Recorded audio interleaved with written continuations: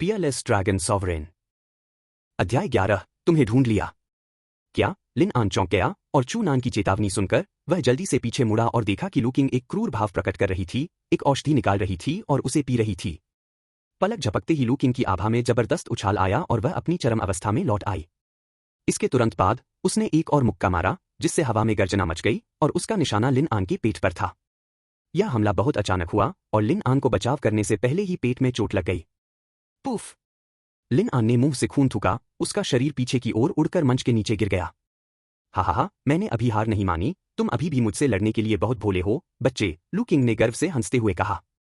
इस समय तीसरे मंच पर जीत और हार का फैसला करने वाले संप्रदाय के प्रबंधक ने निर्दयतापूर्वक घोषणा की, इस लड़ाई में लू किंग जीतता है। भीड़ में भारी आक्रोश फैल गया, क्योंकि उन्हें लू किंग से इतनी बेशर्मी की उम्मीद नहीं थी। चू नान माथे पर शिकन लिए लिन आन के पास पहुंची। लिन आन का चेहरा पीला पड़ गया था, उसकी आभा अस्थिर थी, स्पष्ट रूप से वह गंभीर रूप से घायल था। लिन आन ने धीमी सांस लेते हुए कड़वाहट से कहा, ऐसे नीच से हारना सचमुच बहुत गुस्सा दिलाने वाला है। चू नान भी अत्यधिक क्रोध से भरा हुआ था और लू किंग को ऐसी निगाहों से देख रहा था मानो उसे खा जाना चाहता हो।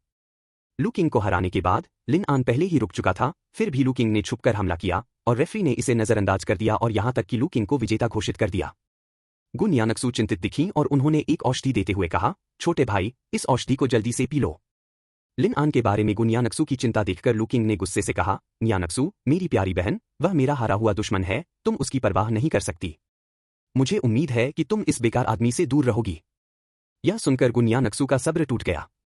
उसने मंच पर जादुई कलाकृति लेकर लू किंग को चुनौती देने का निश्चय किया।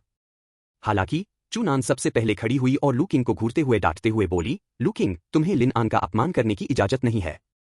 चू नान को क्रोधित देखकर लू किंग ने उपहास उड़ाते हुए कहा, बस एक हारा हुआ प्रतिद्वंद्वी, क्या मैंने उसे बेकार कहकर कुछ गलत कह दिया? या फिर तुम, यह निकम्मे व्यक्ति, उसका बदला लेने की योजना बना रहे हो? चू नान ने लिन आन को गुन यानक्सू को सौंप दिया और फिर धीरे धीरे उठते हुए कहा, 3 चालें। तुमने क्या कहा? लू किंग की आंखों में संदेह झलक रहा था। चू नान ने 3 उंगलियां उठाते हुए कहा, 3 चालों के भीतर मैं तुम्हें निश्चित रूप से हरा दूंगा। इन शब्दों ने सभी को चौंका दिया। सबने सोचा कि चू नान पागल हो गया है। सार्वजनिक रूप से यह दावा करने की हिम्मत कैसे हुई कि वह 3 चालों में लिन आन को हरा सकता है, जबकि उसने यह नहीं देखा कि लिन आन बुरी तरह घायल था। गुन यानक्सू ने चिंता से कहा, छोटे भाई, जल्दबाजी मत करो, लू किंग।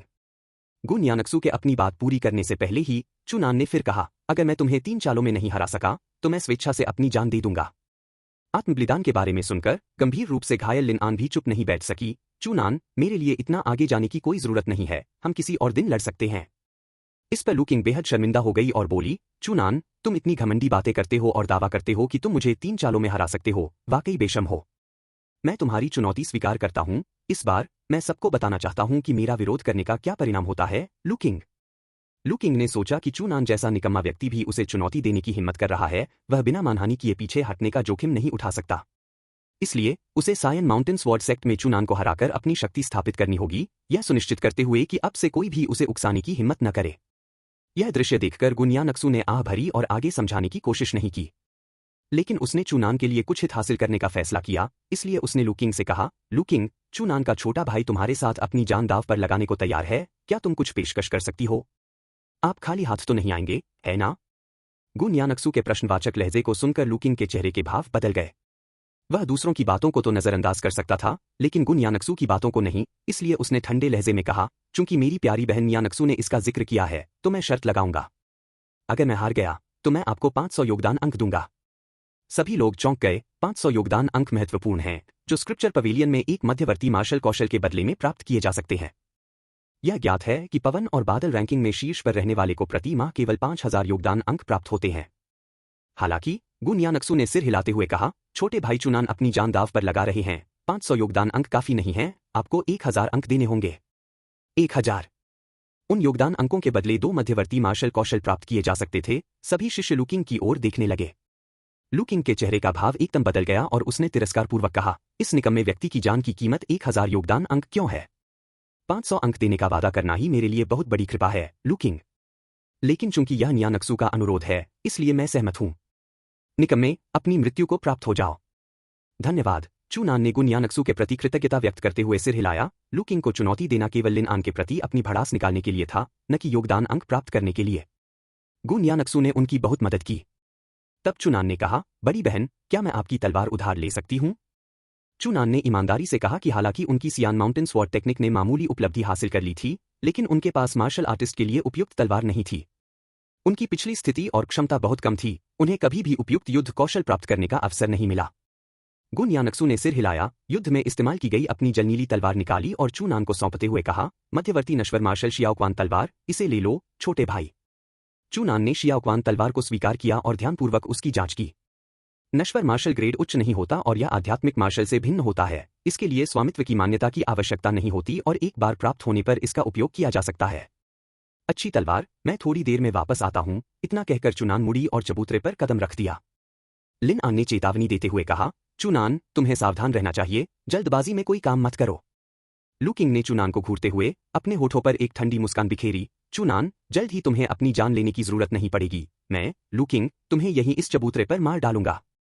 लू किंग के विचार में चूनान एक जाल में फंस रहा था, उसे डरने की कोई बात नहीं थी। हालांकि उसने सुना था कि चूनान में सम्राट स्तर की मार्शल आर्ट की प्रतिभा है, तो क्या हुआ? तुम्हारी क्षमता और शक्ति अपर्याप्त है, यहां तक कि दिव्य स्तर की मार्शल कला भी बेकार है। उसे विश्वास नहीं था कि मार्शल दाव के छठे स्तर में अभी अभी प्रवेश करने वाला कोई मार्शल आर्टिस्ट उसे हरा सकता है। चूनान ने ठंडे लहजे में लू किंग को देखा और निर्दयता से कहा, बकवास बंद करो, अपना कदम उठाओ। रेफरी के आदेश पर दोनों में से किसी ने भी आगे कुछ नहीं कहा और तुरंत अपनी पूरी ताकत झोंक दी। लू किंग की संपूर्ण आध्यात्मिक शक्ति में जबरदस्त उछाल आया, मार्शल दाव के 7वें स्तर के शिखर की आभा अविश्वसनीय रूप से प्रभावशाली थी। आध्यात्मिक ऊर्जा का प्रवाह हुआ, तेज हवा का प्रचंड प्रवाह हुआ, लू किंग का शरीर झिलमिला उठा और उसकी छाती में लगा पक्षी के पैटर्न वाला गोल जेड पेंडेंट प्रकाश से जगमगा उठा। यह जानते हुए कि चूनान उससे कमजोर है, लू किंग अत्यंत सतर्क हो गया और उसने तुरंत अपनी उच्चतम श्रेणी की मार्शल आर्ट का प्रयोग किया। उसने अपनी गति को चरम सीमा तक बढ़ाया और लगातार चूनान के चारों ओर चक्कर लगाता रहा। इतनी गति, शायद मार्शल दाव का 9वां स्तर भी इसका मुकाबला न कर पाए। देखो, चूनान बिल्कुल स्थिर खड़ा है, मुझे लगता है उसे पता ही नहीं कि क्या करना है। लू किंग को 3 चालों में हराने की बात? मेरे लिए तो यह सरासर एक मूर्ख का सपना है। सम्राट स्तर की युद्ध कला का ज्ञान रखने वाला, लेकिन आत्मबलिदान की बातें करने वाला वह व्यक्ति भविष्य में हमारे सायन माउंटेन स्वॉर्ड सेक्ट में सबसे बड़ा मजाक बन सकता है। असल में दोनों के बीच साधना के स्तर में अंतर था और अब चूनान के प्रदर्शन को देखकर सभी को लगा कि उसके जीतने की कोई संभावना नहीं है। चूनान अपनी तलवार लिए खड़ा था, उसका चेहरा भावहीन था, केवल उसकी आंखें लगातार स्कैन कर रही थीं, मानो वह लू किंग की आकृति को पकड़ने की कोशिश कर रहा हो। चूनान को स्थिर देखकर लू किंग ने सोचा कि वह उसकी हरकतों को नहीं देख सकता, इसलिए वह निश्चिंत हो गया और मन ही मन सोचने लगा, इस उच्च श्रेणी के नश्वर मार्शल को नियंत्रित करने में मेरी बहुत शक्ति खर्च हो रही है। चूंकि चूनान में प्रतिरोध करने की कोई शक्ति नहीं है, इसलिए मुझे इस लड़ाई को शीघ्रता से समाप्त करना होगा। फिर लू किंग की 5 उंगलियां आपस में जुड़ गईं, जिससे एक शक्तिशाली आभा निकली, एक काली शक्ति सीधे चूनान की छाती पर जा टकराई। मर जा, लू किंग ने ठंडे स्वर में मुस्कुराते हुए कहा, मानो वह चूनान को अपने ही वार से मरते हुए देख रहा हो। लेकिन जैसे ही उसका हाथ निशाने पर लगने ही वाला था, चूनान, जो अब तक बिल्कुल स्थिर था, अचानक मुड़ा और लू किंग की आंखों में देखते हुए ठंडे स्वर में बोला, लू किंग, मैंने तुम्हें पकड़ लिया है। अध्याय 12, सियान माउंटेन स्वॉर्ड तकनीक, लघु उपलब्धि। लू किंग की गति अविश्वसनीय रूप से तेज थी, यहां तक कि चूनान भी मुश्किल से ही उसकी स्थिति का अंदाजा लगा पा रहा था, जिससे यह सुनिश्चित करना मुश्किल हो रहा था कि उसका हर वार निशाने पर लगे। इसलिए चूनान इंतजार करता रहा, इस उम्मीद में कि लू किंग पहले उस पर हमला करेगा। जब तक लू किंग कोई हरकत करता, उसकी गति अनिवार्य रूप से धीमी हो जाती और यही चूनान के लिए हमला करने का सही मौका होता। जैसे ही लू किंग ने अपनी हथेली से प्रहार किया, चूनान की तीव्र चेतना ने तुरंत उसकी स्थिति का पता लगा लिया और बिना किसी झिझक के एक जोरदार मुक्का मारा। लंबे समय से संचित हो रही आध्यात्मिक शक्ति गिरते हुए उल्कापिंड की तरह लू किंग की ओर तेजी से बढ़ी। मुट्ठी हथेली से टकरा रही थी, दोनों पक्ष एक संकीर्ण स्थान के भीतर टकराने ही वाले थे। लू किंग ने व्यंग्यपूर्वक कहा, ऐसी छोटी मोटी चालों से मुझे कोई नुकसान नहीं हो सकता। लू किंग ने चूनान के जवाबी हमले को नजरअंदाज करते हुए सीधे आगे बढ़कर उसका सामना किया। लेकिन संपर्क होते ही लू किंग का चेहरा अचानक सदमे से बदल गया, यह कैसे संभव है? बूम! उसके हाथ में तेज दर्द हुआ, जिससे लू किंग के चेहरे के भाव विकृत हो गए और उसके पैर लगातार पीछे की ओर लड़खड़ाते हुए अखाड़े में गिरने लगे।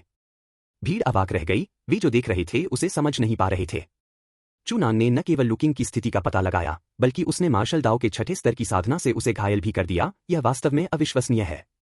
गुन यानक्सू भी अचंभित रह गई, जबकि लिन आन उत्साह से खड़ी होकर चिल्लाई, शाबाश। फिर भी, इसके बावजूद, अधिकांश लोग चूनान की जीत की संभावनाओं के पक्ष में नहीं थे। हो सकता है कि चूनान की ताकत लू किंग से अधिक हो, लेकिन लू किंग की गति बहुत तेज है। इस हमले के बाद लू किंग के आसानी से हमला करने की संभावना नहीं है, जिससे चूनान के लिए 3 चालों के भीतर उसे हराना लगभग असंभव हो जाएगा। कितनी अफसोस की बात है, एक सम्राट स्तर की मार्शल नस होने और विभिन्न स्तरों पर युद्ध करने में सक्षम होने के बावजूद अब एक मूर्खतापूर्ण शर्त के कारण मौत का सामना करना पड़ रहा है।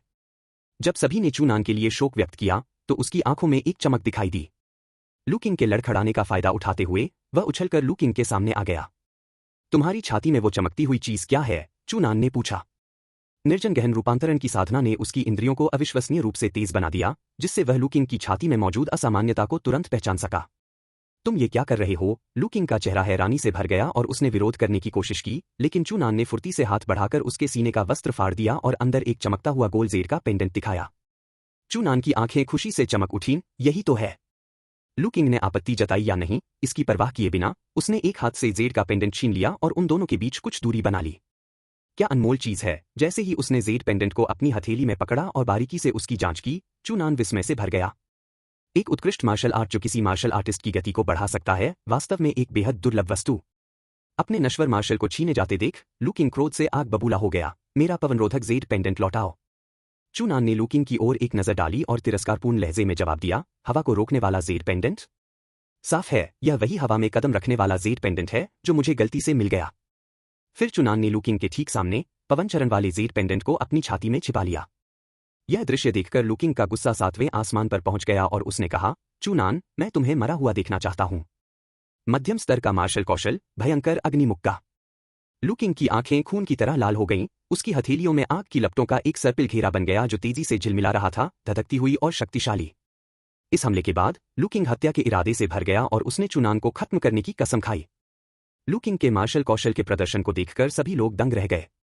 यदि यह मुक्का मार्शल दाओ के छठे स्तर के किसी मार्शल आर्टिस्ट पर लगता तो भले ही उसकी मृत्यु न होती, लेकिन गंभीर चोटें आना अपरिहार्य होता। चूनान पहले ही 2 चालें चल चुका था, अब उसके पास 3 चालों के समझौते के भीतर लू किंग को हराने का केवल एक ही आखिरी मौका बचा था। अगर वह असफल रहा तो क्या उसे सचमुच मौके पर ही आत्महत्या करनी पड़ेगी? लिन आन और गुन यानक्सू चिंता से देख रही थीं, वे चूनान को यहां अपनी जान गंवाते हुए नहीं देखना चाहती थीं। मरने के लिए तैयार हो जाओ, लू किंग चिल्लाया और जलती हुई अग्नि मुट्ठी से सीधे चूनान के सिर पर वार करते हुए उसकी ओर छलांग लगाई। भीड़ के दिल अफसोस से भर गए थे। क्या सम्राट स्तर की मार्शल वेन वाला यह प्रतिभाशाली व्यक्ति यहीं गिरने वाला था? चूनान ने पीछे हटने का कोई संकेत नहीं दिखाया, इसके बजाय उसने अपनी तलवार से हमले का सामना किया और निडर होकर भयंकर अग्निमुक्के के विरुद्ध शियाओक्वान तलवार से वार किया। सियान माउंटेन स्वॉर्ड टेक्निक। ऊपर से चमचमाती सियान तलवार की रोशनी नीचे उतरी और संचित आध्यात्मिक शक्ति एक झरने की तरह बह निकली जो भयंकर अग्नि मुट्ठी से टकराई। यह सब खत्म हो गया। जहां तक मुझे याद है, संप्रदाय ने चूनान को सियान माउंटेन स्वॉर्ड तकनीक केवल 10 दिन पहले ही प्रदान की थी। इतने कम समय में बुनियादी बातों में भी महारत हासिल करना असाधारण होगा। यह लू किंग की लंबे समय से परिष्कृत भयंकर अग्नि मुट्ठी के सामने कैसे टिक पाएगा? खुद को विलक्षण प्रतिभा का धनी समझने वाले चूनान को इस बात का एहसास नहीं था कि उसकी जल्दबाजी ही उसकी जान ले लेगी। जैसे ही भीड़ विलाप कर रही थी, एक आश्चर्यजनक दृश्य सामने आया। बज्ज! तलवार की गूंज सुनाई दी और सभी की स्तब्ध निगाहों के बीच भयंकर अग्निमुक्का उस क्षण चकनाचूर हो गया जब उसका सामना सियान माउंटेन स्वॉर्ड टेक्निक से हुआ और धधकती लपटें पूरी तरह से बिखर गईं। लेकिन शियाओक्वान तलवार की गति और भी तेज होती चली गई। सिज! तलवार की धार बर्फीली जानलेवा मंशा से लू किंग की ओर बढ़ी। असंभव! लू किंग की हैरान आंखों में तलवार ने उसके बचाव को भेदते हुए उसकी छाती को चीर दिया और हवा में खून का फव्वारा फूट पड़ा। लू किंग के सीने में धड़कता हुआ दिल भी देखा जा सकता था। लू किंग दर्द से चीख उठा, उसका शरीर टूटी हुई डोर से बंधी पतंग की तरह पीछे की ओर उड़ता हुआ जमीन पर गिर गया। चूनान ने अपनी तलवार म्यान में रख ली और यह देखकर कि लू किंग की लड़ने की सारी क्षमता खत्म हो चुकी है, रेफरी से बोला, क्या आप परिणाम घोषित नहीं करने वाले हैं? अगर आप और देरी करेंगे तो लू किंग की मृत्यु हो सकती है। चूनान ने इस तलवार से इतनी भयानक शक्ति का प्रदर्शन मुख्य रूप से 3 कारणों से किया। सर्वप्रथम, निर्जन गहन रूपांतरण द्वारा निर्मित मजबूत आधार। द्वितीय, सियान पर्वत तलवार तकनीक में उनकी महारत का लघु स्तर तक पहुंचना। अंत में, उनके हाथ में मौजूद शियाओक्वान तलवार से प्राप्त शक्ति। इन सभी के बल पर उन्होंने एक ही प्रहार में लू किंग को गंभीर रूप से घायल कर दिया। पास में खड़े रेफरी ने चूनान को ध्यान से देखा और हताशा भरे लहजे में कहा, इस लड़ाई में चूनान जीतता है। रेफरी वास्तव में दुविधा में था। लू किंग के मजबूत समर्थन को देखते हुए वह पक्षपात करने के लिए प्रवृत्त था, लेकिन मौजूदा स्थिति में यदि चूनान के लिए जीत घोषित नहीं की गई तो लू किंग की वास्तव में खून बहने से मौत हो सकती थी। इस घटना ने सभी को स्तब्ध कर दिया। सब हैरान रह गए। यह कैसे संभव है कि लू किंग वास्तव में हार गया? अभी अभी वो तलवार क्या थी? उसकी शक्ति तो जबरदस्त थी। लिन आन प्रसन्न होकर दिल खोलकर हंसी और बोली, 3 चालें, जैसा वादा किया था। शाबाश, चूनान! गुन यानक्सू ने राहत भरी सांस लेते हुए कहा, कुछ ही दिनों में चूनान द्वारा सियान माउंटेन स्वॉट टेक्निक में माइनर सक्सेस लेवल तक महारत हासिल करना वास्तव में उल्लेखनीय है। उसका हृदय प्रशंसा से भर गया और चूनान की ओर उसकी निगाहें बदल गईं। गुन यानक्सु जानती थी कि किसी भी मार्शल स्किल में माइनर सक्सेस रियल्म हासिल करने में उसे कम से कम 1 महीना लगेगा, जबकि चूनान को केवल 10 दिन लगे। अखाड़े में लू किंग बुरी तरह घायल और अत्यधिक खून बहते हुए पड़ा था, तभी रेफरी उसे ले जाने के लिए उसके पास पहुंचा। लेकिन चूनान ने उन्हें रोकते हुए कहा, रुको, वह अभी भी मुझे 1000 योगदान अंक देने बाकी है। 1000 योगदान अंक एक बहुत बड़ी रकम थी, जिसे चूनान आसानी से नहीं भूल सकती थी। रेफरी ने बेपसी से आह भरी और तुरंत लू किंग के पहचान चिन्ह का उपयोग करके चूनान को 1000 योगदान अंक हस्तांतरित कर दिए। बाद में जब चूनान ने अपने पहचान पत्र के पीछे अतिरिक्त अंक देखे तो वह संतुष्ट हो गया। इस लड़ाई से महत्वपूर्ण पुरस्कार प्राप्त हुए, न केवल 1000 योगदान अंक बल्कि वह विंडस्टिपिंग जेड पेंडेंट भी, जिसे उसने जब्त कर लिया था। पहले वाले को युद्ध कौशल के बदले में प्राप्त किया जा सकता है, जबकि बाद वाला युद्ध में एक शक्तिशाली संपत्ति साबित हो सकता है।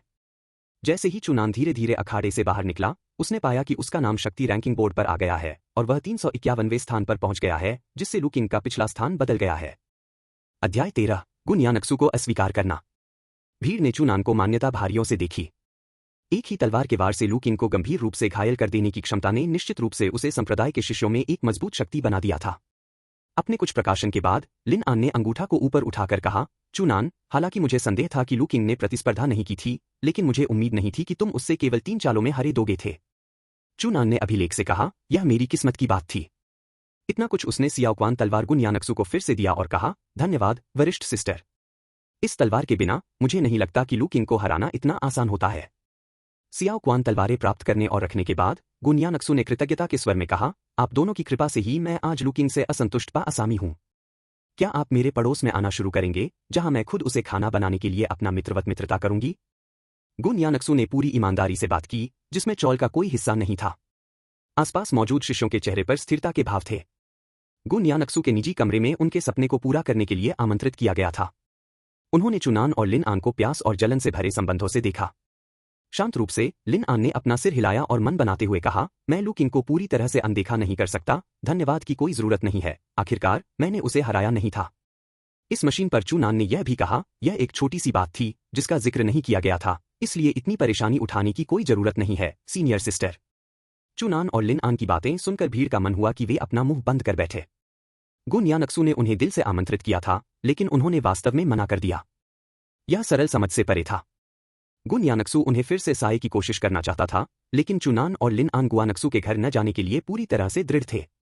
चूनान और लिन आन दोनों ही विंड्स और क्लाउड्स रैंकिंग के लिए यहां आए थे, विशेष रूप से चूनान, जो मार्शल दाव पर केंद्रित थे और गुन यानक्सु के साथ उलझने में समय बर्बाद नहीं करना चाहते थे। उनके दृढ़ निश्चय को देखकर गुन यानक्सु को विध्वंस का भाव दिखाया गया और उन्होंने कहा, तो फिर शायद किसी और दिन। इसके बाद उन्हें जल्दी ही नौकरी से निकाल दिया गया। अंततः उनके यात्री स्मारक को अस्वीकार कर दिया गया, जो बहुत शर्मनाक था। चूनान ने गुआनक्सु के जाते हुए रूप को देखा और सोचा, जल्द ही मेरी ताकत गुआनक्सु से कहीं और होगी। लिन आन ने देखा कि चूनान गुन यानक्सु को देख रहा है और उसने कहा, चूनान, ऐसा क्या हो सकता है कि तुम भी गुआनक्सु पर मोहित हो गए हो? लेकिन अभी अभी आपको इतना अच्छा काम मिला था, आपने उसे स्वीकार क्यों नहीं किया? चूनान ने लिन आन की ओर से एक और मित्र को देखा और कहा, बकवास मत करो, मेरे मन में ऐसे विचार नहीं है। लिन एन ने सहज भाव से कहा, यह तो अच्छी बात है, असल में गुन यानक्सु इतनी सुंदर नहीं है। मेरी एक छोटी बहन है जो हर जगह अधिक सुंदर है। चूनान ने संदेह भरी निगाहों से लिन आन को देखा, वह असमंजस में थी। गुन यानक्सु को बेहद खूबसूरत माना जाता था, फिर भी लिन आन का कहना था कि वह इतनी सुंदर नहीं थी। उसके मापदंड कुछ ज्यादा ही ऊंचे थे। इसके अलावा यह दावा करना कि उसकी बहन गुन यानक्सु से भी ज्यादा खूबसूरत है, लिन आन के चेहरे पर फैली बड़ी दाढ़ी को देखकर चूनान को इस बात पर विश्वास करना मुश्किल लग रहा था। चूनान की संदेह भरी निगाहों को भांपते हुए लिन आन ने तुरंत जल्दबाजी में कहा, ये कैसी निगाहें हैं, क्या तुम्हें मुझ पर विश्वास नहीं है? ठीक है, मैं तुम्हें अपनी बहन से जरूर मिलवाऊंगा। बस उसे देखकर हिलने डुलने में असमर्थ मत हो जाना। लिन आन को चिंतित देखकर चूनान ने तुरंत विषय बदल दिया, ऐसा लगता है कि आपके घाव लगभग ठीक हो गए हैं, क्यों न विंड्स एंड क्लाउड्स रैंकिंग को जारी रखें? इतना कहने के बाद चूनान ने लिन आन की सहमति का इंतजार किए बिना सीधे विंड्स एंड क्लाउड्स रैंकिंग की ओर रुख किया और अपनी रैंकिंग में सुधार करने के लिए एक प्रतिद्वंद्वी को चुनौती देने के लिए तैयार हो गया। लिन आन के पास अनुसरण करने के अलावा कोई विकल्प नहीं था। जल्द ही एक दिन बीत गया और चूनान और लिन आन दोनों ने 5-5 बार और लड़ाई लड़ी। उन्होंने जिन प्रतिद्वंद्वियों को चुना वे सभी मार्शल आर्ट के क्षेत्र में 7वें स्तर के थे और वे सभी विजयी रहे। चूनान विंड्स एंड क्लाउड्स रैंकिंग में 332वें स्थान पर पहुंच गया, जबकि लिन आन 335वें स्थान पर रहा।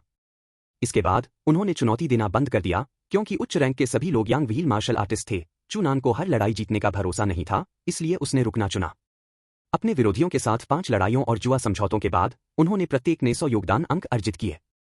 लिन आन ने साधना संसाधनों के बदले विनिमय करना चुना, लेकिन चुनान की योजनाएं अलग थीं। अब उसके पास कुल 1100 योगदान अंक थे, जो सायन माउंटेन स्वॉर्ड सेक्ट के स्क्रिप्चर पवेलियन में 1 या 2 मार्शल कौशल के बदले में पर्याप्त थे।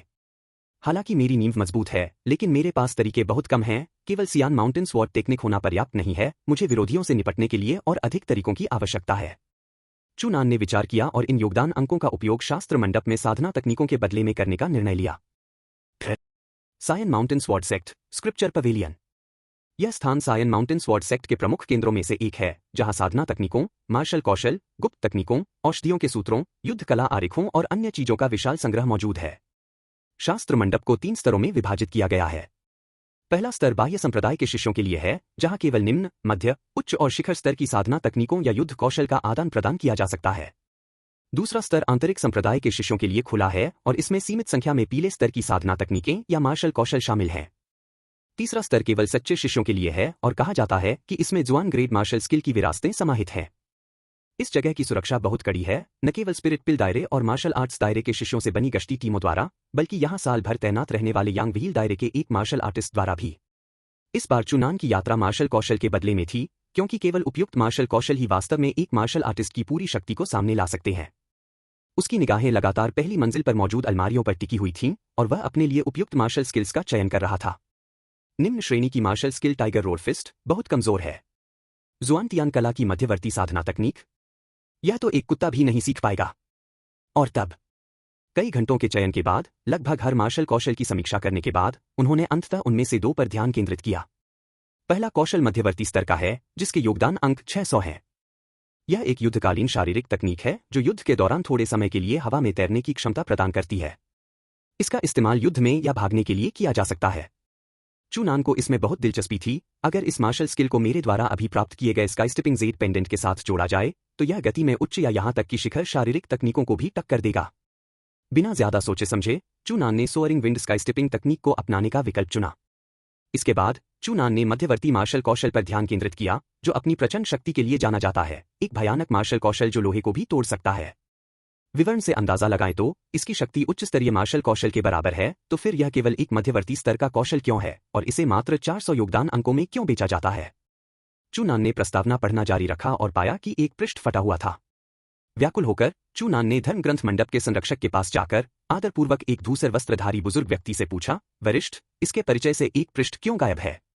धूसर वस्त्रधारी बुजुर्ग ने चुनान की ओर एक नजर डाली और फिर कहा, मैं तुम्हें एक सलाह देना चाहता हूं, बदले में तुम मुझे कोई और मार्शल आर्ट कौशल दे दो। यह सुनकर चुनान की जिज्ञासा और भी बढ़ गई, इसलिए उसने पूछा, कृपया मुझे इस बारे में बताएं, सीनियर। धूसर वस्त्रधारी बुजुर्ग ने देखा कि चुनान जवाब मिलने तक हार नहीं मानेगा, तो उन्होंने आह भरकर कहा, इसमें अविश्वसनीय शक्ति है। अगर इसका पूरी तरह से उपयोग किया जाए तो यह सर्वोच्च स्तर की कलाओं के बराबर या उनसे भी आगे निकल सकती है। चुनान चौंक गई, क्या वाकई इतना भयानक है? तब धूसर वस्त्रधारी बुजुर्ग ने खेदपूर्ण भाव प्रदर्शित करते हुए कहा, सैद्धांतिक रूप से हाँ, लेकिन उस स्तर तक पहुंचना स्वर्ग में चढ़ने जितना कठिन है। सच्चे शिष्य भी इसमें महारत हासिल नहीं कर सकते। मेरा सुझाव है कि आप इसे छोड़ दें। अध्याय 14, गर्जनापूर्ण और प्रभावशाली मुक्का। जब चुनान ने धूसर वस्त्रधारी बुजुर्ग को उसे दोबारा इसे न चुनने की सलाह देते हुए सुना, तो उसकी थंडरस डोमिनेटिंग फिस्ट में रुचि और भी बढ़ गई। इसलिए चुनान ने कहा, वृद्ध, इस गर्ज प्रभुत्वशाली मुट्ठी की वास्तव में क्या कमियां हैं? आप मुझे इसे छोड़ने की सलाह क्यों देते रहते हैं? चुनान को लगातार मामले में दखल देते देख धूसर वस्त्रधारी बुजुर्ग के पास यह कहने के अलावा कोई विकल्प नहीं था। गरजती हुई मुट्ठी का प्रदर्शन करना आसान लगता है, लेकिन इसकी पूरी शक्ति का प्रयोग करना अत्यंत कठिन है। इस मार्शल कौशल में मार्शल आर्टिस्ट को अपने शारीरिक और आध्यात्मिक शक्ति को एक अनूठी लय में समन्वित करना होता है। प्रत्येक सफल समन्वय थंडरस डोमिनेटिंग फिस्ट की शक्ति को बढ़ाता है और 20 समन्वय प्राप्त करने पर यह एक मध्यवर्ती मार्शल कौशल की शक्ति प्राप्त कर लेता है। यदि आप 100 बार तालमेल बिठा सकते हैं तो इसकी शक्ति एक शीर्ष स्तरीय मार्शल कौशल के बराबर होगी। चुनान आश्चर्य से हांफ उठी। अगर यह सच था तो यह एक मध्यवर्ती स्तर के मार्शल कौशल को शीर्ष स्तर के कौशल से बदलने जैसा था। हालांकि धूसर वस्त्रधारी बुजुर्ग ने जल्दी से आह भरी और कहा, लेकिन शरीर और आध्यात्मिक शक्ति का प्रत्येक समन्वय भौतिक शरीर पर जबरदस्त बोझ डालता है और मार्शल आर्ट के क्षेत्र में एक मार्शल आर्टिस्ट ऐसी शक्ति के विपरीत प्रभाव को सहन नहीं कर सकता है। पूरे संप्रदाय को देखें तो स्पिरिट पिल दायरे से नीचे के लोग भी जो 20 सिंक्रोनाइजेशन हासिल कर सकते हैं, वे दुर्लभ हैं। 100 सिंक्रोनाइजेशन हासिल करने वालों की तो बात ही छोड़ दें। अब तक का उच्चतम ज्ञात रिकॉर्ड केवल 35 सिंक्रोनाइजेशन का है। थंडरस डोमिनेटिंग फिस्ट के परिचय पृष्ठ को संप्रदाय के कुछ वरिष्ठों ने फाड़ दिया था क्योंकि किसी ने भी इस मार्शल कौशल को नहीं चुना था। इसे पूरी तरह से उपेक्षित होने से बचाने के लिए उन्होंने इसकी कमियों को तब तक छिपाने का फैसला किया जब तक कि कोई शिष्य इसे प्राप्त नहीं कर लेता और समस्याओं का पता नहीं लगा लेता। यह सुनकर चूनान तुरंत समझ गई। सरल शब्दों में कहें तो मार्शल आर्ट के क्षेत्र में मार्शल आर्टिस्ट शारीरिक सीमाओं के कारण थंडरस डोमिनेटिंग फिस्ट की पूरी शक्ति का उपयोग करने में संघर्ष करते हैं, जिससे उन्हें संभावित रूप से नुकसान पहुंच सकता है। लागत प्रभावशीलता के मामले में यह अन्य मध्यम स्तर की मार्शल कलाओं से कहीं कमतर है। और स्पिरिट पिल दायरे में आगे बढ़ने पर अधिकांश मार्शल आर्टिस्ट शीर्ष स्तरीय या यहां तक कि पीलस्तरीय मार्शल कौशल में परिवर्तित हो जाते हैं, जिससे थंडरस डोमिनेटिंग फिस्ट जैसे मध्यवर्ती कौशल का महत्व और भी कम हो जाता है। लेकिन शारीरिक शक्ति की सीमाओं का यह मुद्दा चूनान के लिए कोई समस्या नहीं है। वीरान गहन रूपांतरण शास्त्र एक दिव्य स्तर की उच्च कोटि की साधना तकनीक है जो दानव प्राणी के रक्त का उपयोग करके शरीर को पोषण प्रदान करती है। मार्शल आर्ट के क्षेत्र में शारीरिक शक्ति के मामले में शायद ही कोई इसकी बराबरी कर सके। यह प्रचंड और प्रभावशाली मुक्का मानो उसी के लिए बना हो। इसलिए चूनान ने दृढ़ता से कहा, स्पष्टीकरण के लिए धन्यवाद बड़े साहब। मैंने थंडरस डोमिनेटिंग फिस्ट के बदले इसे लेने का फैसला किया है। क्या? धूसर वस्त्रधारी बुजुर्ग थोड़ा हैरान रह गए। जाहिर तौर पर उन्हें चूनान से ऐसे फैसले की उम्मीद नहीं थी। आखिरकार उसने कमियों को इतनी स्पष्ट रूप से बता दिया था कि कोई भी इसे नहीं चुनता, फिर भी चूनान इतनी दृढ़ थी। धूसर वस्त्रधारी बुजुर्ग ने चूनान को गंभीरता से घूरते हुए कहा, एक बार आपने इसे खरीद लिया तो फिर पीछे हटने का कोई रास्ता नहीं है। क्या आप निश्चित हैं? चूनान ने दृढ़ता से सिर हिलाया और कहा, निश्चिंत रहें बड़े भाई, मैं समझ गया। चूनान का दृढ़ संकल्प देखकर धूसर वस्त्रधारी बुजुर्ग ने केवल आह भरी और कहा, यदि ऐसा है तो मैं आपको और अधिक समझाने की कोशिश नहीं करूंगा। इसके साथ ही धूसर वस्त्रधारी बुजुर्ग ने चूनान को सोअरिंग विंड स्काई स्टिपिंग टेक्निक और थंडरस डोमिनेटिंग फिस्ट मैनुअल के बदले में कुछ चीजें दिलवाईं। धूसर वस्त्रधारी बुजुर्ग ने निर्देश दिया, शास्त्र मंडप से प्राप्त युद्ध कौशल को आगे नहीं बढ़ाया जाना चाहिए। यदि इसका पता चल गया तो कठोर दंड दिया जाएगा। चिंता मत कीजिए बड़े साहब, मैं याद रखूंगा। चूनान ने सिर हिलाया, अपने पहचान चिन्ह पर नजर डाली और पाया कि उसके पास केवल 100 योगदान अंक बचे हैं और वह फिर से कंगाल हो गया है। दोनों मार्शल स्किल्स की प्रतियां प्राप्त करने के बाद चूनान ने उन्हें अपनी छाती में रख लिया। यह दृश्य देखकर धूसर वस्त्रधारी बुजुर्ग ने उसे याद दिलाए बिना नहीं रह सका, मैंने देखा कि तुम्हारे पास अभी भी 100 योगदान अंक है। ये खजाना मंडप में एक स्थान धारण करने वाली भंडारण अंगूठी के बदले में देने के लिए पर्याप्त है। आखिरकार अगर मैनुअल खो जाते हैं तो आपको मुआवजे का 10 गुना भुगतान करना होगा। एक छोटी स्टोरेज रिंग भले ही छोटी हो, लेकिन कुछ जरूरी सामान रखने के लिए यह पर्याप्त है। चूनान को पहली बार यह एहसास हुआ कि 100 योगदान अंक एक भंडारण अंगूठी के बदले में मिल सकते हैं, इसलिए उसने जल्दी से बड़े को धन्यवाद दिया और कहा, धन्यवाद बड़े, मैं अब चलता हूं। दरअसल चूनान को यह नहीं पता था कि ये भंडारण के छल्ले सस्ते थे, क्योंकि कलाकृतियों को परिष्कृत करने वाले लोग संप्रदाय के शिष्यों के लाभ के लिए बचे हुए पदार्थों से इन्हें अनायास ही बना देते थे। आभार व्यक्त करने के बाद चूनान ने धर्म ग्रंथ मंडप छोड़ दिया और एक संग्रहण अंगूठी के बदले में बुजुर्ग की सलाह का पालन करते हुए खजाना मंडप की ओर चल पड़ा। एक मार्शल आर्टिस्ट के रूप में कई साधना तकनीकें, मार्शल कौशल, युद्ध सामग्री आदि साथ रखना अनिवार्य है। स्टोरेज रिंग के बिना इन्हें ले जाना बहुत असुविधाजनक होता है और ये आसानी से खो भी सकते हैं। खजाना मंडप में एक भंडारण अंगूठी के बदले में चूनान के पास एक चांदी की अंगूठी थी जिस पर एक छोटा सा दूधिया सफेद रत्न जड़ा हुआ था। अपना सारा सामान भंडारण कक्ष में रखने के बाद चूनान सीधे अपने निवास स्थान की ओर चल पड़ा। अगले कुछ दिनों तक चूनान अपने निवास में ही बंद रहा और अपना लगभग सारा समय उन दो नवावंतित मार्शल कौशलों को समझने में लगा दिया। अन्य लोग आराम कर सकते थे, लेकिन चूनान को लगा कि वह आराम नहीं कर सकता। चू परिवार को पहले से ही पता था कि उसकी साधना शक्ति फिर से बढ़ गई है और चूहान और चूहाई के स्वभाव को देखते हुए वे अंततः कोई कदम उठाएंगे। उससे पहले उसे अपनी शक्ति बढ़ाने के लिए हर संभव प्रयास करना होगा। यह आने वाले संकट की तैयारी करने और चूहान से अपने माता पिता के लापता होने की सच्चाई का पता लगाने के लिए था। 7 दिन पलक झपकते ही बीत गए और चूनान अपने निवास से निकलकर सीधे सायन माउंटेन स्वॉर्ड सेक्ट में एक निश्चित दिशा की ओर चल पड़ा। 7 दिनों के अभ्यास के बाद हालांकि चूनान की साधना में कोई बदलाव नहीं आया था, लेकिन उसकी आभा अधिक मजबूत हो गई थी। उसकी आंखों में कभी कभी तेज चमक दिखाई देती थी और उसकी मांसपेशियां शक्ति से भरी हुई थी। वह जहां भी जाता, लोग जिज्ञासा और विस्मय से भरे भावों के साथ उसे निहारने से खुद को रोक नहीं पाते थे। कुछ ही देर में चूनान एक ऊंची इमारत के सामने पहुंची और सीधे अंदर चली गई। यह सायन माउंटेन स्वॉर्ड सेक्ट का कार्यकक्ष था, जहां सेक्ट के शिष्य या वरिष्ठ सदस्य कार्य ग्रहण करते और सौंपते थे। यह सेक्ट के लिए योगदान अंकों का मुख्य स्रोत था। सायन माउंटेन स्वॉर्ड सेक्ट के सदस्य के रूप में व्यक्ति की स्थिति चाहे जो भी हो, उसे सेक्ट के नियमों के अनुसार हर महीने कम से कम एक कार्य पूरा करना होगा। बेशक ऐसे समय भी आते हैं जब संप्रदाय ऐसे कार्य सौंपता है जिन्हें अस्वीकार नहीं किया जा सकता है। आज चूनान यहाँ एक कार्य को पूरा करने, निर्धारित कोटा प्राप्त करने और संसाधन जुटाने के लिए आई थी। 7 दिनों की साधना के बाद चूनान को लगा कि उसकी साधना एक गतिरोध पर पहुंच गई है।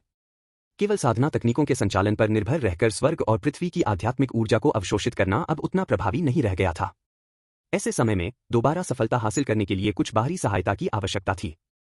इसलिए चूनान सियान दानव पर्वत श्रृंखला में दानव जानवरों का शिकार करने और अपनी साधना को बढ़ाने के लिए उनके रक्त को अवशोषित करने के अवसर का लाभ उठाना चाहता था।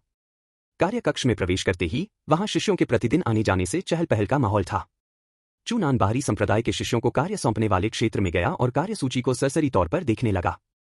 सावधानीपूर्वक विचार करने के बाद उसने तुरंत अपना लक्ष्य निर्धारित कर लिया। 4 लोगों की टीम को यह कार्य सौंपा गया है। सियान दानव पर्वत श्रृंखला की ओर प्रस्थान करें और 8वें मार्शल आर्ट क्षेत्र के रक्त पैटर्न अजगर का शिकार करें तथा उसके विष थैली और विषैले दांत को पुनः प्राप्त करें। चूनान ने बिना ज्यादा सोचे समझे अपना फैसला कर लिया। इस कार्य को हाथ में लेने के कई कारण थे। पहला कारण था सायन डेमन पर्वत श्रृंखला तक जाना, जो उसका लक्ष्य था। दूसरे, 8वें मार्शल आर्ट्स क्षेत्र का ब्लड पैटर्न पाइथन उससे थोड़ा अधिक शक्तिशाली था, लेकिन अजय नहीं था, जो उसके मार्शल कौशल और साधना को निखारने के लिए आदर्श था। अंत में यह एक टीम वर्क था। जैसा कि कहा जाता है, एकता में शक्ति होती है। जितने अधिक लोग होंगे, जोखिमों को कम करने की क्षमता उतनी ही बढ़ जाएगी, जिससे सुरक्षा और भी अधिक सुनिश्चित होगी। दुर्भाग्यवश कार्य स्वीकार करने से पहले यह जानना असंभव है कि इसे और किसने लिया है। यह संप्रदाय द्वारा अपने शिष्यों की रक्षा करने का तरीका है और चूनान ने इसे उचित समझा। लेकिन जब चूनान ने सफलतापूर्वक यह काम स्वीकार कर लिया, तो वह अपनी टीम के साथी की पहचान जानकर थोड़ी हैरान रह गई और आश्चर्य से बोली, क्या सच में यह वही है? अध्याय 15 सियान दानव पर्वत श्रृंखला में पुनः प्रवेश। चूनान संप्रदाय के द्वार से सीधे बाहर और उसे एक चेहरा दिखाई दिया। गुनयानक्सु धीरे से मछली चूनान को देखकर छोटी झकी और हंसी। यह कैसा संयोग है कि छोटे भाई चूनान और मैंने एक ही मिशन लिया है। असल में गुनयानक्सु भी चूनान की तरह उन लोगों में से विपूज ब्लड नंबर पाइथान का शिकार करने का बढ़ावा दिया गया था। मिशन स्वीकार करने के बाद कई लोगों ने एक मिलन स्थल से अपनी पहचान चिन्ह के माध्यम से संपर्क किया। यद्यपि चूनान थोड़ा आश्चर्यचकित था, लेकिन उसने संयम बनाए रखा और शिलालेख से कहा, सियान दानव पर्वत श्रृंखला की इस यात्रा में मैं वरिष्ठ सिस्टर पर विश्वास करूंगा।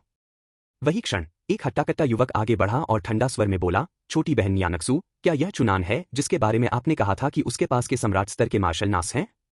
यह युवा 8 फीट लंबा, बेहद आकर्षक और सांकेतिक रंग की त्वचा वाला था, जिससे शक्ति का आभास होता था। फिर भी जब चूनान की नजरें उस युवा की नजरों से मिलीं, तो उसे स्पष्ट रूप से शत्रुता का संकेत महसूस हुआ। गुनयानक्सु ने परिचय देते हुए कहा, चूनान, यह झाओ पर्वत है। साधना मार्शल दाओ अष्टांगिक क्षेत्र के शिखर पर है और इस बार रक्त पैटर्न ड्रैगन का शिकार पूरी तरह से एक ही तरह से प्रतिबंधित है। ब्लड पैटर्न पाइथान मात्रा एक मार्शल दाओ 8 गुना दानव जानवर है, लेकिन दानव के भौतिक शरीर में अक्सर मानव जाति के मार्शल कलाकारों की तुलना में अधिक मजबूत होते हैं और उनकी जीवन शक्ति अधिक मजबूत होती है। मार्शल आर्ट के क्षेत्र में दानव मशवरे के इस लाभ के कारण मानव जाति के लिए उनका मुकाबला करना कठिन होता है और अक्सर इसके लिए सामूहिक प्रयास की आवश्यकता होती है। चूनान ने लैटिन में कहा, वरिष्ठ भाई झाओ माउंटेन, कृपया इस मिशन के दौरान मेरी पहली प्रस्तुति दें। हालांकि झाओ माउंटेन और कुछ हद तक तिरस्कारपूर्ण था। केवल मार्शल दाओ 6 फोल्ड पल्सिंग चरण में यह बहुत बुरा है। जब हम बाद में ब्लड पिक्चर्स पाइथान का शिकार करेंगे, तो बेहतर होगा कि आप अकेले ही सावधान रहें। मैं अपना ध्यान आपकी देखभाल में नहीं लगा सका। उसके ठंडे चेहरे के पीछे चूनान के प्रति छोटी सी लड़कियां और दोस्त की दोस्ती हुई थी। झाओ पर्वत को चूनान से काफी परेशानी थी, जिसका आंशिक कारण चूनान की थी उग्र साधना थी और आंशिक कारण गुनयानक्सु। गुनयानक्सु प्रतिभा और प्राकृतिक दोनों में से एक था और झाओ माउंटेन लंबे समय से उस पर मोहित था। चूनान के आने से पहले गुनयानक्सु ने कई बार प्रशंसा की थी, जिससे झाओ पर्वत बेहद प्यासा हो गया था, इसलिए स्वाभाविक रूप से वह चूनान के प्रति प्रतिष्ठा नहीं होगी। झाओ माउंटेन का कठोर चेहरा देखकर चूनान ने भावहीन जवाब देते हुए कहा, बड़े भाई को चिंता करने की जरूरत नहीं है, मैं अपनी कोई पहली चीज खुद रख सकती हूँ। चूनान को झाओ पर्वत के शिखर की चोटी नहीं थी। जब तक झाओ माउंटेन ने उसे उकसाया नहीं, उसने संघर्ष शुरू नहीं किया। चूनान, जब सीनियर ब्रदर झाओ तुमसे बात करते हैं तो तुम्हारा रवैया कैसा होता है? तभी एक दुबला-पतला युवक बाहर आया। चूनान के प्रति उसकी दुर्भावना पूरी तरह से स्पष्ट थी। सीनियर ब्रदर झाओ माउंटेन इस कार्य के लिए हम सब में सबसे उच्च साधना स्तर के हैं, इसलिए तुम्हें उनकी बात सुननी चाहिए। गुनयानक्सु ने थोड़ा भौहें चढ़ाकर नाराजगी से कहा, संताओ, हम सब बाहरी शिष्य हैं, यहाँ कोई पदक्रम नहीं है। संताओ मार्शल दाओ के 7 गुना शुद्धिकरण चरण के चरम पर था, जो गुनयानक्सु के मार्शल दाओ के 8 गुना क्षेत्र की तुलना में साधना के स्तर में थोड़ा नीचे था। चूनान ने हाथ हिलाते हुए कहा, कोई बात नहीं सीनियर सिस्टर को, प्राथमिकता मिशन को पूरा करना है। चूनान इतनी मामूली बात पर परेशान नहीं होगा। उसके लिए सबसे महत्वपूर्ण बात सियान दानव पर्वत श्रृंखला की यात्रा थी और वह यात्रा शुरू करने से पहले ही छोटी मोटी बातों पर झगड़ा नहीं करना चाहता था।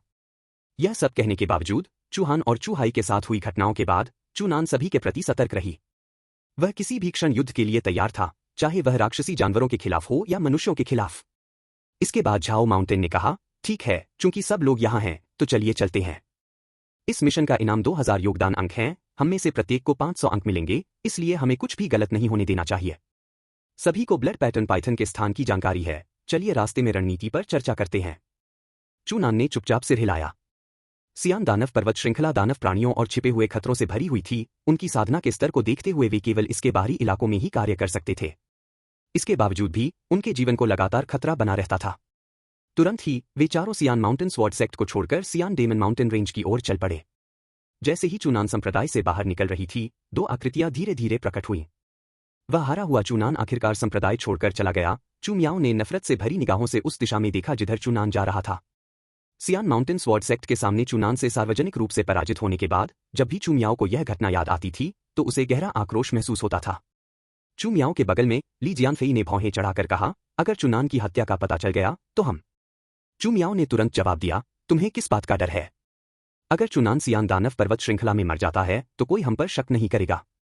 इसके अलावा मैंने कई स्वतंत्र मार्शल आर्टिस्ट सहायकों को तैयार किया है, साथ ही आपको वरिष्ठ भाई एक स्पिरिट पिल दायरे के मार्शल आर्टिस्ट के रूप में यह सुनिश्चित करने के लिए कि सब कुछ सुचारू रूप से चले। यह सुनकर ली जियानफेई को राहत मिली और फिर उसने कहा, अच्छा चलो जल्दी से उनके पीछे पड़ जाते हैं, उन्हें खोना मत। चूमियाओं ने बार बार सिर हिलाया, उसके होठों पर एक ठंडी मुस्कान थी। चूनान, तुम्हारे अच्छे दिन अब गिने चुने हैं। हे। सायन डेमन पर्वत श्रृंखला बाहरी इलाका। उन चारों के सायन माउंटेन स्वॉर्ड सेक्ट छोड़ने के बाद वे तेजी से आगे बढ़े और अंततः दोपहर से पहले सायन डेमन माउंटेन रेंज में पहुंच गए। ब्लड पैटर्न अजगर को छाया पसंद होती है और इस सबसे गर्म समय में यह अपने मांद में ठंडक ले रहा होगा, इसलिए यह हमारे लिए इसका शिकार करने का सही समय है, गुन यानक्सू ने गंभीरता से कहा। झाओ माउंटेन ने बीच में कहा, छोटी बहन यानक्सू सही कह रही है, ऐसे में चलो जल्दी से उसका ठिकाना ढूंढकर उसे एक ही झटके में मार डालते हैं। बड़े भाई झाओ माउंटेन सही कह रहे हैं, चलो जल्दी करें, सुनताओं ने बगल से आवाज दोहराई। फिर सभी ने अपनी गति बढ़ा दी और गुन यानक्सू ने चूनान को सलाह दी, छोटे भाई चूनान, जब लड़ाई शुरू हो तो मेरे बगल में खड़े रहना, ताकि आपात स्थिति में मैं तुम्हारी मदद कर सकूं। चूनान ने कृतज्ञतापूर्वक थोड़ा सिर हिलाया और कहा, धन्यवाद सीनियर सिस्टर। लेकिन इस दृश्य ने झाओ माउंटेन की ईर्ष्या और आक्रोश को और भी बढ़ा दिया। उसकी धमकी भरी निगाहें बार बार चूनान पर टिकी रहती थीं, मानो वह अपने हत्या के इरादे को दबाने में असमर्थ हो। सुनताओं से निजी बातचीत करते समय चूनान ने यह भी देखा कि झाओ माउंटेन तेजी से आगे बढ़ रहा है और उसे और गुन यानक्सू को दर्जनों मीटर दूर खींच रहा है। उनकी भयावह मुस्कान बार बार उभरती रही, जिससे चूनान और भी सतर्क हो गया और भविष्य में होने वाली परेशानियों को खत्म करने के लिए झाओ माउंटेन और संताओं को मौके पर ही मार डालने के लिए ललचाने लगा। 1 घंटे बाद वे चारों एक साथ रुक गए और पास के विशाल पेड़ों के नीचे छिपे एक गहरे गड्ढे को घूरने लगे। हम ब्लड पैटर्न पाइथन के ठिकाने पर पहुंच गए हैं, झाओ माउंटेन ने गंभीरता से कहा। हालांकि वह मार्शल दाओ एटफोल्ड के शिखर पर था, फिर भी शारीरिक रूप से दुर्जय ब्लड पैटर्न पाइथन का सामना करना उसे डराता था। यहां तक कि चूनान भी बेहद गंभीर थी, क्योंकि वह जानती थी कि ब्लड पैटर्न पाइथन के साथ होने वाली आगामी लड़ाई खतरनाक साबित हो सकती है। उनके विचार में ब्लड पैटर्न पाइथन से लड़ना तो संभव था, लेकिन उसे मारना कोई आसान काम नहीं था। इसके बाद गुन यानक्सू ने कहा, हमारी पिछली योजना के अनुसार संताओ ब्लड पैटर्न पाइथन को बाहर निकालेगा, जबकि हम उसके भागने के रास्ते को काटने के लिए चारों ओर से घेरा डालेंगे और अंत में मिलकर उसे मार डालेंगे। चूनान ने सिर हिलाया, संताओ मार्शल दाओ सेवनफोल्ड के शिखर पर होने के कारण ब्लड पैटर्न पाइथन को अस्थायी रूप से रोक सकता था। लेकिन तभी झाओ माउंटेन ने निर्णायक रूप से हस्तक्षेप करते हुए कहा, रुको, मेरे पास एक और विचार है। ब्लड पैटर्न पाइथन शारीरिक रूप से बेहद शक्तिशाली है और इसे मारने के लिए मजबूत टीम वर्क की आवश्यकता होती है। यदि मार्शल दाओ सेवनफोल्ड के शिखर पर पहुंचे जूनियर ब्रदर संताओ घायल हो जाते हैं तो हमें गंभीर नुकसान उठाना पड़ेगा। चूनान ने थोड़ा सा माथा सिकोड़ा, क्योंकि उसे इस बार झाओ माउंटेन द्वारा उसे निशाना बनाए जाने का आभास हो गया था।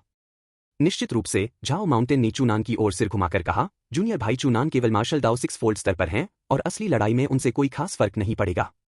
लेकिन अगर वह चारा बनकर जाता है तो बात अलग है, इससे हमारा शुरुआती लक्ष्य पूरा हो जाता है और यह भी सुनिश्चित हो जाता है कि संताओ को चोट न लगे। इस तरह यह दोहरा उद्देश्य पूरा करता है। जूनियर ब्रदर चूनान को चारा बनाकर मुझे विश्वास है कि उसे कोई आपत्ति नहीं होगी। आखिरकार अगर वह इनकार करता है तो इस मिशन के असफल होने की बहुत संभावना है।